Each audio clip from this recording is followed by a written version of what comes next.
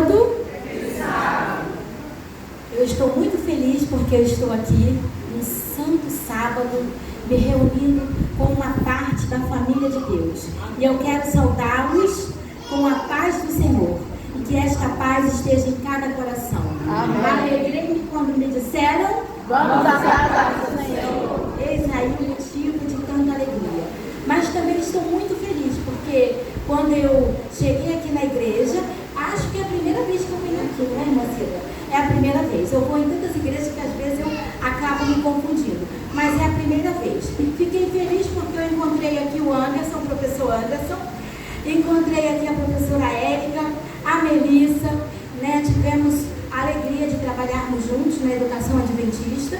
E eu fiquei muito feliz em revê-los. Também fiquei feliz porque encontrei com a Mirtes, né? Nós fomos amigas de adolescência na igreja. Eu era bem jovem na igreja. E foi muito bom, né? Paciência, né, Mirtes? E eu fiquei feliz em revê-la aqui também. E sei que encontro aqui também, né, ex-alunos da escola. Onde eu vou, eu encontro alguém querido, conhecido e que faz parte da família de Deus. A Maria Eduarda aqui, né? Parabéns nessa nova jornada com uma nova família. Já estou sabendo que Deus abençoe o casal. Então, estou muito, muito, muito, muito feliz. E mais feliz porque a irmã Cida me deu o privilégio de hoje ser usada pelo nosso Deus. Amém. Eu não sei cantar, mas Deus me deu, né, a oportunidade de falar do Senhor. E eu agarro de unhas e dentes. Eu amo falar da palavra de Deus. E a mensagem que iremos hoje estudar dentro da palavra não é a mensagem da Ana Cláudia. É uma mensagem do Senhor. Meus amados irmãos, não é uma mensagem fácil de ser dita, mas foi a mensagem que o Espírito Santo disse para eu falar, para mim e para os irmãos. E eu quero, mais uma vez, pedir, né, uma unção do Espírito Santo ao abrir a sua palavra, ao falar, né, de Deus. E quero convidar aos meus amados irmãos, amigos que nos visitam, né, nesse momento, a curvarem as suas frontes para falarmos com o nosso Deus. Mais uma vez, Paizinho querido, na tua presença, eu agora, Pai, me coloco. E também, Paizinho amado, te peço que perdoe cada falha por mim cometida, Senhor. E que nesse momento seja eu usada como instrumento para falar da tua palavra. E que nenhuma palavra dita por mim nesta manhã, Senhor, venha de mim mesma, mas inspirada pelo teu santo e bom Espírito. Amém. Prepara-nos, Senhor, para ouvir a mensagem que o Senhor escolheste para esta manhã. E que esta mensagem venha fortalecer a nossa fé e nos preparar na caminhada cristã para o dia da tua breve volta. Te peço, Paizinho, e te agradeço. Em nome de Jesus. Amém. Quero convidar as minhas irmãs que estão aqui, sim, fiquem à vontade, se quiserem sentar aqui à frente, tá? E depois retornar, mas fiquem à vontade, o que for melhor para vocês. Bom, hoje é um sábado santo, um sábado que foi oferecido, né, à mulher adventista para falar de missão. Um sábado missionário. Para mim, todos os sábados são missionários.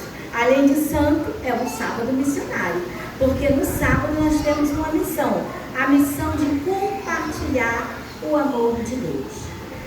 E a mensagem, né, para esta manhã foi intitulada como Deus chama o seu povo para a salvação. Deus chama o seu povo para a salvação. Mas alguns podem se perguntar, mas eu já fui chamada. Mas Deus te chama hoje para a salvação.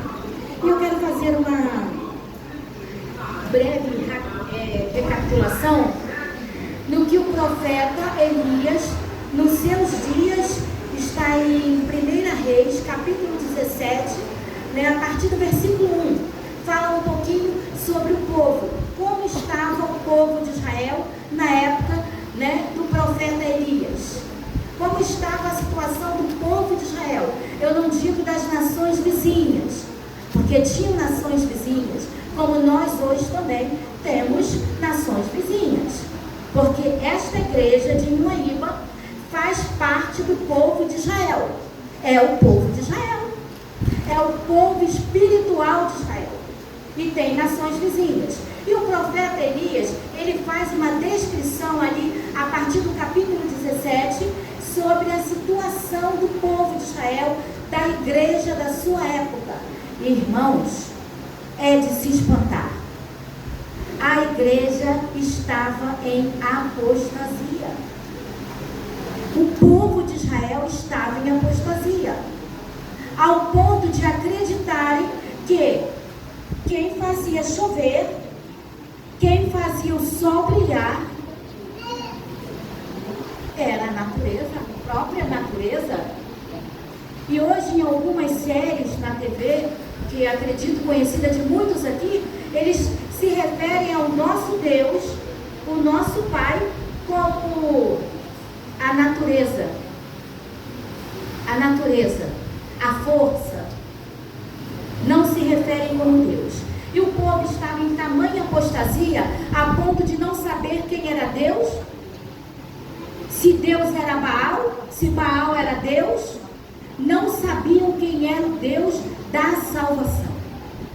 E Deus olhou para o povo, e olhou com um olhar de misericórdia, e Deus chamou o povo para a salvação, e chamou o profeta para que advertisse o povo. E marcaram ali, se vocês lerem com mais calma, marcaram um dia e um local, o Monte Carmelo. E ali seria provado para todo o povo quem era Deus e quem era Baal, e quem é que fazia chover, e quem é que mandava a seca. Essa era a situação naquela época do povo de Elias, na época do profeta Elias. Mas eu queria que os irmãos abrissem as suas Bíblias comigo, aqui no livro de Oséias, que também retrata uma situação trágica do povo de Deus.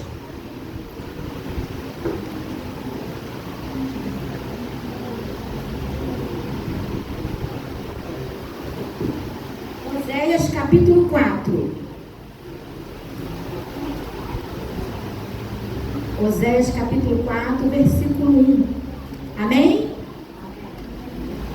Ouvi a palavra do Senhor, vós filhos de Israel, porque o Senhor tem uma contenda com os habitantes da terra, porque neles não há verdade, nem amor, nem conhecimento de Deus. E o título deste capítulo de Oséias é Corrupção Geral de Israel.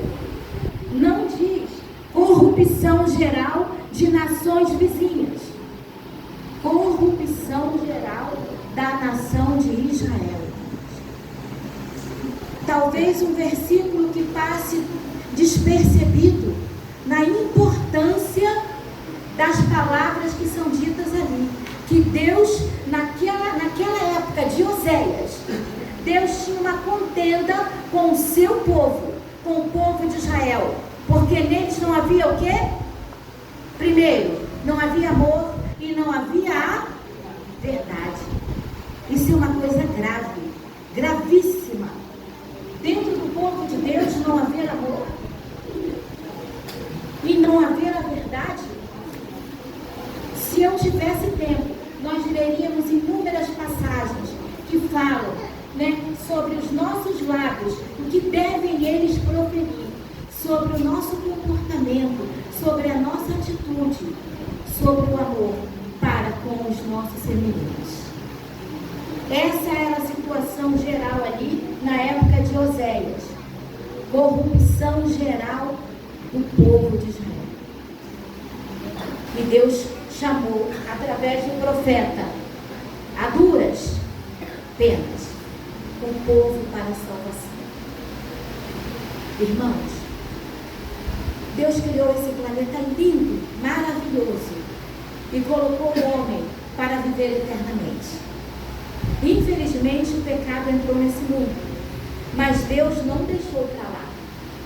Deus tomou as devidas providências. E que providências o Senhor tomou. Não é uma providência comum.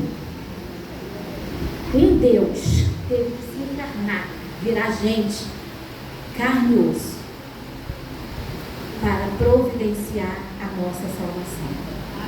E ainda assim, o povo entra em apostasia, em várias épocas.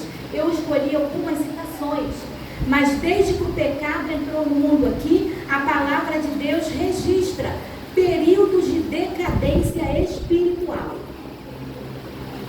Período em que o povo foi chamado para a salvação. E eu citei aqui algumas, né? Li aqui o trecho de Oséias, mas em várias épocas. No período antediluviano, Noé e sua família não eram os únicos do povo de Israel. Havia uma nação ali, uma nação de vizinhos e uma nação do povo de Deus. E sabemos a história, e sabemos o fim dela.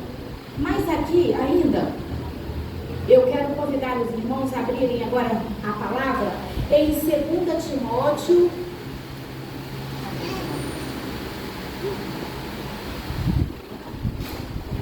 capítulo 3. Mas antes de eu ler o capítulo, eu quero fazer uma pergunta, né, para que cada um de nós possamos refletir sobre essa pergunta. Eu coloquei aqui para vocês algumas citações da realidade do povo de Israel no passado, né? No passado. Mas eu não falei nada do presente, né? E nós estamos vivendo o quê? No presente.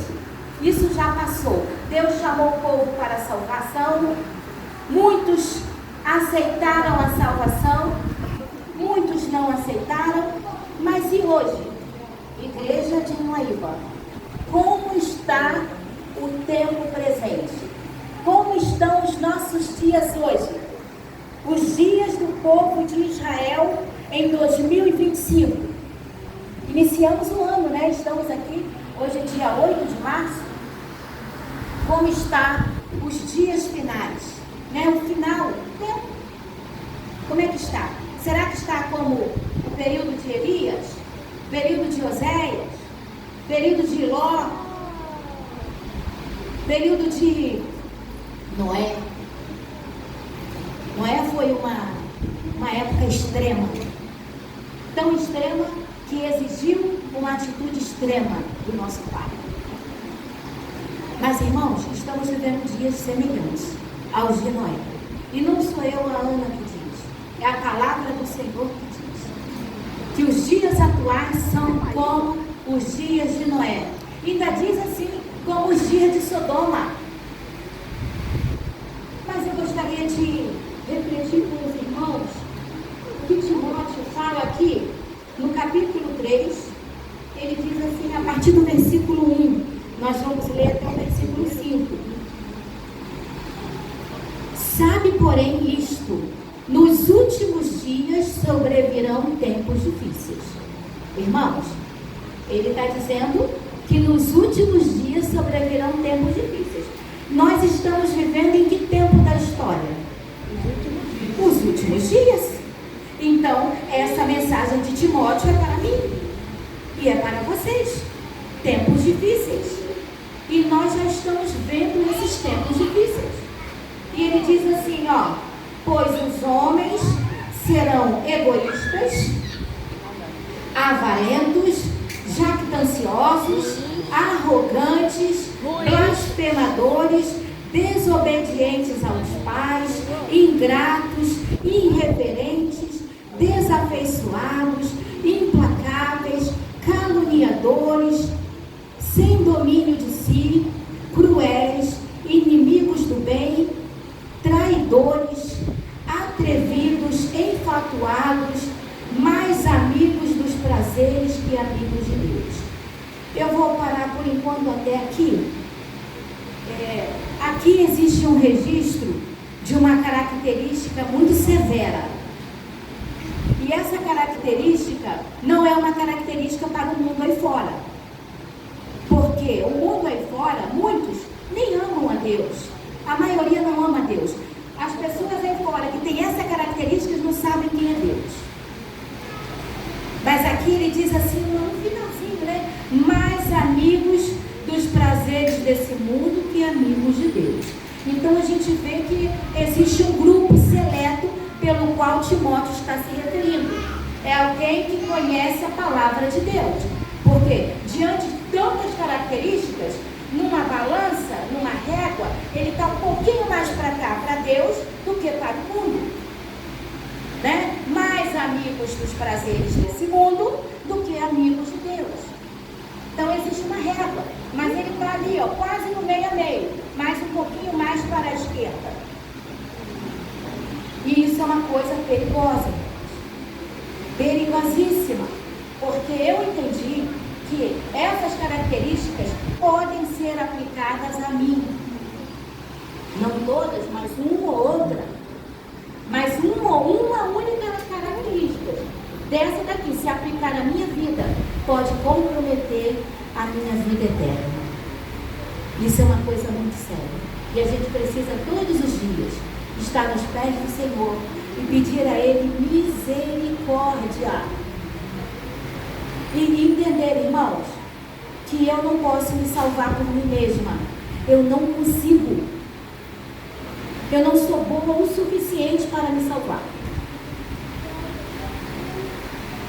E muitos de nós pensamos que por estarmos a cada culto na igreja, por fazermos um trabalho missionário, por não matarmos, não roubarmos, não adulterarmos, estamos garantindo a nossa salvação. Mas não, irmãos.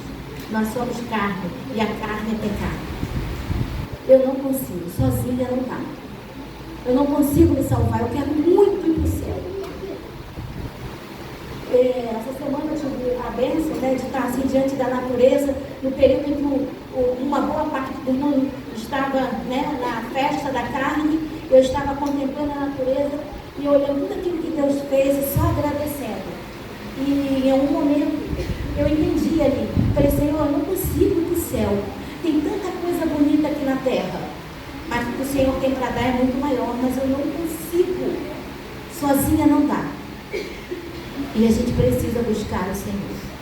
E aqui no finalzinho, né, do capítulo, terminando o capítulo, o versículo 4, no 5, ele ainda faz uma complementação. Diante de tantas características, ele diz assim: tendo forma de piedade, negando-lhe, entretanto, o poder, foge também destes.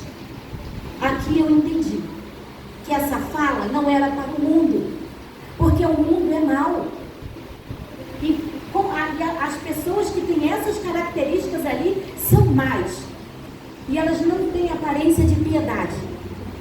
Não têm. Fazem maldade, matam, cometem todos os tipos de atrocidades que não me convém falar num templo santo, diante de pessoas santas, porque são separadas para o Senhor. Mas eu sei que os irmãos sabem. E elas não têm aparência de piedade. Mas aqueles que estão na régua, com um pé lá e o outro cá, podem ter, irmãos, uma aparência de piedade. Mas aqui, Timóteo diz, também afasta-te. É uma mensagem dura aqui por Timóteo, mas é uma reflexão, chamando-nos à salvação. Irmãos, aqui nessa igreja, como na igreja de Deus, não tem nem melhor e nem pior, nem santo e nem menos santo, nem eu sou melhor, nem vocês são melhores. Somos todos iguais, pecadores, e carecemos da misericórdia do nosso Deus. Amém. E que bom que o Deus que nós servimos é um Deus que nos ama. Aqui tem características terríveis, mas Deus mandou o profeta falar. Mas essas acusações aqui, essas características, na verdade, são características do pecado. Mas o profeta, ele não está apontando o dedo para nós. Ele não está nos acusando.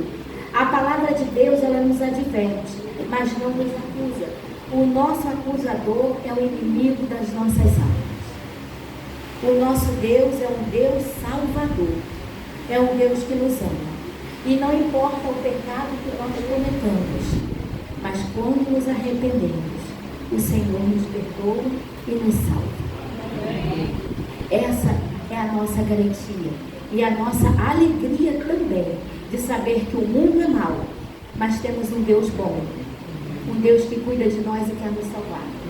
E eu sei, irmãos, que eu não sei quantos visitantes tem hoje aqui conosco, mas ninguém veio aqui à toa para brincar, nem visitantes e nem membros dessa igreja.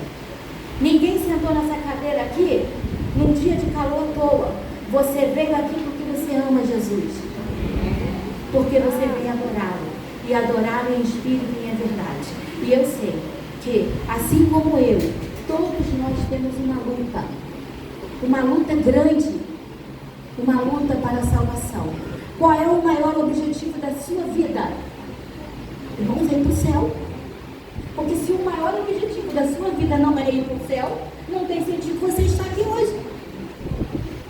Não tem sentido você levantar a mão e dizer: eu sou cristão. Ir para o céu tem que ser o maior objetivo da sua vida. Existem objetivos aqui nessa terra? Tem.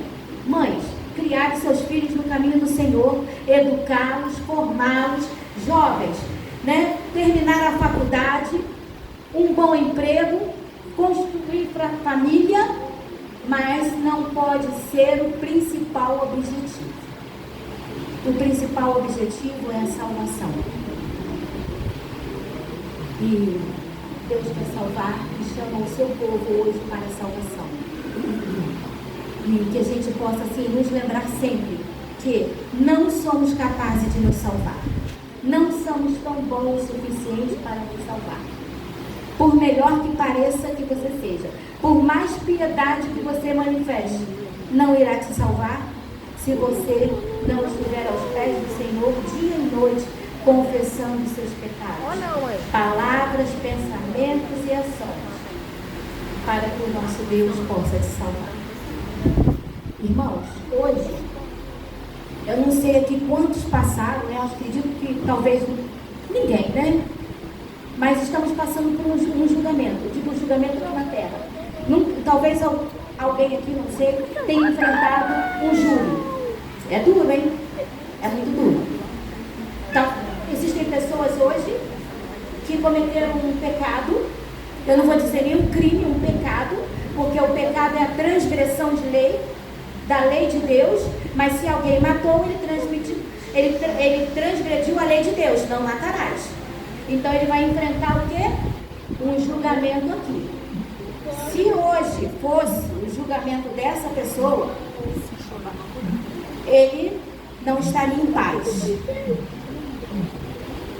Estaria com a sua mente acelerada. Talvez não comesse, não bebesse, não dormisse. Em alguns países existem julgamentos severos, sentenças máximas, como por exemplo a pena de morte. E uma pessoa que está diante de um tribunal, na eminência de receber uma pena de morte, ela não consegue comer, beber, nem dormir, acho que 5 dias antes. De tanto desespero. E principalmente se ela for inocente, acusada inocentemente. Mas hoje, dada a situação desse mundo, irmãos, situação extrema, severa, tão grave quanto na época do dilúvio, tão grave quanto na época de Ló, tão grave quanto na época de Elias. Uma situação severa requer uma atitude severa, mas justa, porque o nosso Pai é justo. Estamos vivendo os dias finais da história desse mundo, mas tão finais, irmão, tão no final, que eu, pela fé, Ana, pela fé, não acredito que Melissa vai chegar à minha idade. Não vai. E nem as outras crianças aqui. De tão breve que está a volta do nosso Deus. Eu acho que as crianças dos nossos dias irão para o céu crianças. Olha que maravilha. Preparem bem essas crianças para que elas possam ir para o céu ainda na tenra idade e sair desse mundo que não é bom. Mas estamos diante de um julgamento hoje. Começou quando? Em 1844, pelos mortos. Não sei quando vai passar o meu nome, mas eu sei que está perto. E de vez em quando bate uma angústia, irmãos, tão grande, mas tão grande que as lágrimas caem. Eu tenho tanto medo, mas tanto medo, uma ao mesmo tempo eu creio que Deus vai me salvar porque eu quero ser salva. É porque eu quero e Ele vai me salvar, não é porque eu consigo, mas porque eu quero. E nós estamos diante de um tribunal no céu, irmãos. Os livros já foram abertos. A palavra de Deus diz que vai para o céu aqueles que estiverem escritos no livro. Aí o meu nome tem que estar escrito nesse livro. E esse livro é um livro especial. E Jesus, Ele realmente está voltando. E as crianças gostam muito de ouvir isso. Porque as crianças são a melhor parte da igreja, tá? Porque elas são puras. Né? E eu sei que as crianças gostam muito de viajar, passear. Gostam? Os adultos também, mas vocês gostam muito, né? Gostam muito de se divertir. E Jesus está voltando. Agora eu quero falar para as crianças. Jesus está voltando. Quantas crianças aqui já andaram de avião? Você já andou de avião? Quantas crianças aqui já andaram de cavalo? Nenhuma. De carro? De bicicleta? Quantas crianças aqui já andaram de nuvem? Nenhuma, né? Nenhuma. Então, olha, Jesus, Ele está voltando. Quando vocês menos esperar, o céu vai abrir. E Jesus, Ele não vai poder pisar aqui nessa terra, porque essa terra não está boa. E Ele vai estar numa nuvem, numa altura bem grande, mas você vai poder ver. E sabe como é que vocês vão para o céu? E nós também. Vocês vão de nuvem. Nunca ninguém andou de nuvem, vocês vão de nuvem. Uma nuvem diferente. Quando você olhar para o céu e ver uma nuvem muito grande, muito linda, muito branca, imagine que a nuvem que Deus vai mandar é muito mais bonita do que essa. E você vai poder entrar nela. E a gente vai até onde está o nosso Deus. Amém. De nuvem. Ninguém vai precisar de avião, nem cavalo, nem carroça, nem carro, nem bicicleta, porque iremos de nuvem. Um transporte que dinheiro nenhum no mundo pode pagar. O homem pode comprar um avião mais moderno da atualidade. Tem gente que paga e tem dinheiro para comprar, mas o dinheiro dele não paga um pedacinho dessa nuvem para ele ir. Porque é o sangue de Jesus que ele paga. Quem pisar nessa nuvem, a passagem está garantida. Então, é o meio de transporte que não tem preço aqui nessa terra. O preço é o sangue do Senhor Jesus. E eu quero ainda, eu anotei aqui algumas passagens, eu consegui decorar. Outras, a gente vai anotando e o Senhor nos ajuda. Eu queria convidar os irmãos ainda. Aqui, existem algumas promessas, irmãos. Quando Deus nos chama para a salvação, Ele não chama à toa. E a primeira promessa que eu quero ler aqui está em 1 Coríntios 15.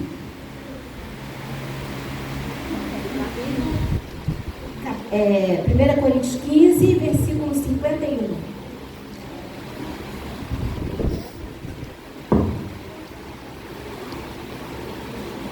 Você está gravando?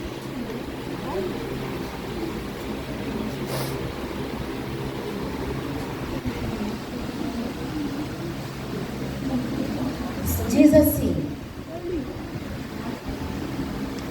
eis que vos digo, nem todos dormiremos, mas transformados seremos todos. Amém? Amém. Irmãos, isso é uma promessa maravilhosa. Seremos transformados. Hoje nós temos um corpo mortal, um corpo que chora, que adoece, que se entristece, que ira-se. Irmão, tudo ruim. E um corpo que envelhece. Basta nascer para começar a envelhecer. Mas aqui existe uma promessa de que seremos transformados. E nós sabemos que a transformação era maravilhosa, porque seremos imortais. E diz assim: num abrir e fechar de olhos, ao ressoar da última trombeta, a trombeta soará, os mortos ressuscitarão incorruptíveis, e nós seremos transformados. Existe uma promessa maravilhosa para aqueles que descansam no Senhor. Vão ressuscitar, irmãos, incorruptíveis. Se ela tinha alguma deficiência, ela vai despertar perfeita. Exceto a senhora White, né, nossa profetisa, ela menciona que a estatura iremos alcançar a perfeição na eternidade. Mas não importa, se pequeno ou grande, o importante é estar transformados, né? E diz aqui também, né, 1 Tessalonicenses,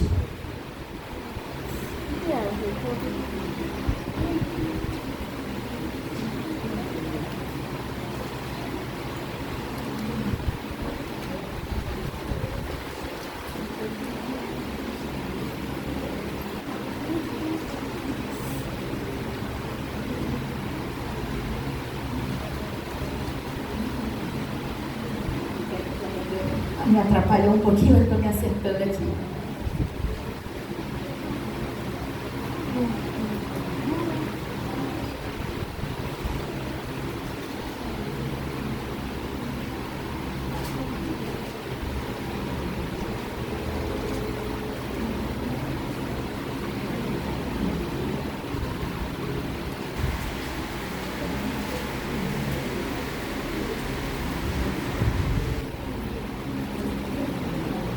Quatro, 16 e 17.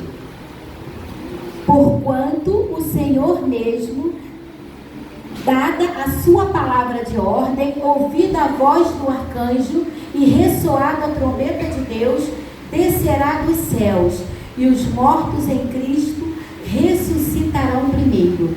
Depois nós, os vivos, os que ficarmos, seremos arrebatados juntamente com Ele, entre nuvens, para o encontro do Senhor nos ares, e assim estaremos para sempre com o Senhor. Amém? Amém.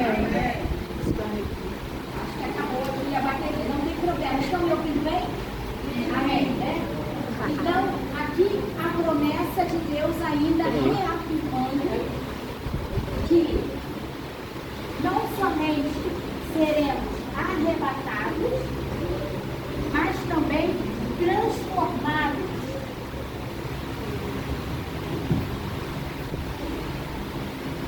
E o melhor de tudo, estaremos para sempre com o Senhor nosso Deus. Amém. E aqui, irmãos, ainda tem uma promessa muito bonita que eu anotei aqui, que está em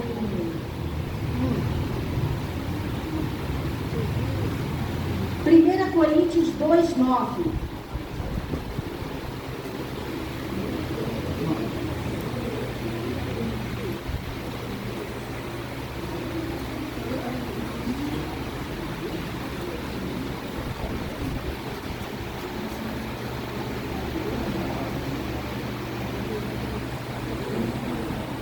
Olha que lindo.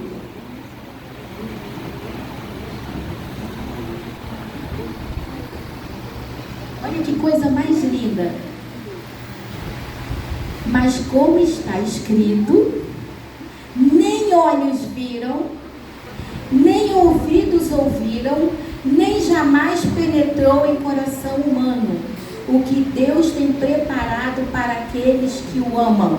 Amém? Amém. Irmãos, por mais que nós tentemos imaginar, jamais, diz aqui, penetrou em coração humano o que Deus tem preparado para nós. E nenhum olho viu. João viu algumas coisas e não conseguiu descrever na sua íntegra, porque ele faltou o vocabulário humano. Porque deve ser maravilhoso. Deve não, é maravilhoso. E para finalizar, aqui em Apocalipse 21, diz assim: para o povo que é chamado à salvação. João diz: vi novo céu e nova terra, pois o primeiro céu e a primeira terra passaram, e o mar já não existe. E aqui no versículo 4: e lhes enxugará dos olhos toda lágrima, e a morte já não existirá, já não haverá luto, nem pranto, nem dor, porque as primeiras coisas passaram. Aqui é o final de tudo, irmãos. Para aqueles que forem para o céu, existe uma promessa maravilhosa, de uma nova terra. Eu sei que muitos aqui apreciam muito o mar. E a maior parte do nosso planeta é água, né? 75% é água. E é tanta gente que vai ser salva, amém por isso? Porque desde Adão e Eva, e às vezes eu me pergunto, né? A terra será suficiente para todos? Sim, o mar não vai nem existir. Vai ser tudo terra. Então é muito espaço. E diante do mar, quando você olha ser o mar aberto, né? E você vê como existe água, como é grande. E ninguém habita no mar, a não ser os animais marinhos. E tudo isso vai ser transformado numa bela terra para nós, com rios cristalinos. Você pode ver a evidência das palavras verdadeiras ainda em Apocalipse 22. E aqui no finalzinho, diz assim, Apocalipse 22, versículo 12. Eis que venho sem demora, e comigo está o galardão, que tenho para retribuir cada um segundo as suas obras. Versículo 20, aquele que dá testemunho dessas coisas diz, palavras de Jesus agora, certamente venho sem demora. E agora João, amém, vem Senhor Jesus. As palavras da brevidade dessa volta vêm do próprio Cristo. Eis que venho sem demora. As profecias estão nos finalzinhos, né, do seu cumprimento. Existem ainda algumas coisas para acontecer, como um decreto, mas a natureza evidencia o que Isaías fala. A terra estaria com um vestido velho a ponto de ser rasgado, e a gente pode observar através das questões climáticas. Eu acho que muitos nós aqui vivenciamos um tempo em que a terra e a natureza se manifestassem de forma tão severa e tão entristecedora. A terra está triste, o planeta está triste. A natureza tem manifestado o seu sofrimento diante das ações humanas. Mas os dias estão contados. Deus tem um dia para voltar, irmãos. Eu não sei qual é o dia, mas Ele diz que está perto, e Ele diz que os sábios entenderiam através do profeta Daniel. E os nossos olhos estão vendo as coisas acontecerem. Quando Noé entrou na arca, antes de Noé entrar na arca, os animais entraram, né? E o último sermão foi pregado ali, os animais que não eram animais que iam nas mãos das pessoas, né, que pudessem tocá-lo, como algumas aves, como alguns animais selváticos, e eles foram enfileiradinhos entrando na arca. Porque Deus mudou para mostrar ao mundo que algo estava diferente, que era a hora de se retirar. Mas o povo viu, mas não enxergou. Hoje, irmãos, o mundo tem nos mostrado que é a hora da retirada. A natureza está mostrando que é a hora da retirada. Era uma arca que era para o povo entrar. Mas se você observar a sua volta e olhar para o céu, não será uma arca, será uma nuvem com o Senhor Jesus. Mas quando essa nuvem aparecer, irmãos, não tem mais chance. Não é uma arca que vai se fechar. Só vai para o céu aqueles que estiverem escritos no livro. Eu digo ainda, você pode viver aqui 100 anos. Você não vai pular nem morrer com 100 anos quando você faz com 18, com 20. Mas você pode viver 200. Mas se você não for nessa nuvem, não valerá a pena a sua trajetória nesse mundo. Se você não se preparar, não deixar as coisas desse mundo de lado, não é fácil, irmãos, porque nós vivemos num momento em que Satanás está usando um encanto. No passado, ele usou a força para abalar a fé, a força física cruel, filhos jogados no fogo para ganhar os pais, pessoas jogadas em arenas para leões devorarem. Usou a força hoje. Ele não usa a força, ele usa o encanto. E o encanto é muito difícil de sair. Porque a gente olha sentem prazer. E é difícil sair do prazer. Mas esse mundo está com os dias contados. Não parece, mas está. Ló estava na varanda da sua casa. E aquela noite, Sodoma e Gomorra estavam com as horas contadas. E não parecia. A irmã White disse que ele estava apreciando a calmaria da cidade. Mas da noite para a noite, irmãos, veio a destruição. E a palavra de Deus diz que, assim como foi nos dias de Ló, nos dias de Noé, será também na vida do Senhor Jesus. Talvez eu tenha que descansar, como Deus falou para o profeta Daniel, por alguma razão. Mas eu sei que não vai demorar muito, está dentro dos nossos dias, irmãos. Estamos vivendo os últimos dias literais. Não são dias espirituais, irmãos, proféticos, são dias literais. Então, busque ao Senhor de toda a tua alma, de todo o teu coração, para que os encantos desse mundo não tomem o lugar de Jesus. Porque é fácil, parece difícil, mas não é. Satanás vai usar de tudo, todas as coisas que nos dão prazer, para tirar os momentos com a palavra de Deus. E essas palavras que eu estou dizendo servem para mim também, que sou pecadora, como todos vocês. Prepare-se para a salvação. Não venham para a igreja só para sentar nos bancos. Prepare a sua vida quando sair daqui. Se coloque nos pés do Senhor e tudo o que você for fazer, quer comais, quer bebais, faça tudo para a glória do Senhor Jesus. Amém. Vai comprar uma roupa, peça ao Senhor uma opinião. Principalmente as mulheres. A sensualidade é pecado. Vai comprar até mesmo um bem, peça a orientação ao nosso Deus. Tudo que você quiser. A sua vida tem que estar aos pés do Senhor. Tudo que os seus olhos contemplarem, irmãos, na televisão. Se não agradar ao Senhor, retire-se. Tudo que seus olhos, os seus ouvidos estiverem ouvindo, se você sentir que não agrada ao Senhor, se retire. Porque são encantos. E não é fácil fugir do encanto. Mas os prazeres desse mundo vão queimar. Juntamente com o pecado. E infelizmente pecadores. Juntamente com Satanás. Ele sabe que os seus dias são breves aqui. E fará de tudo para nos encantar. Não vai usar a força comigo nem com vocês. Vai usar o encanto. Vai usar o encanto com os jovens. Já usam o encanto. Então o meu apelo hoje para a minha salvação e para a igreja de Iguaíba é que Deus nos chama para a salvação. E é hora de se retirar dos encantos desse mundo. Amém. E nos prepararmos para encontrarmos com o Senhor. Amém. Quero chamar agora a nossa irmã Everena, né?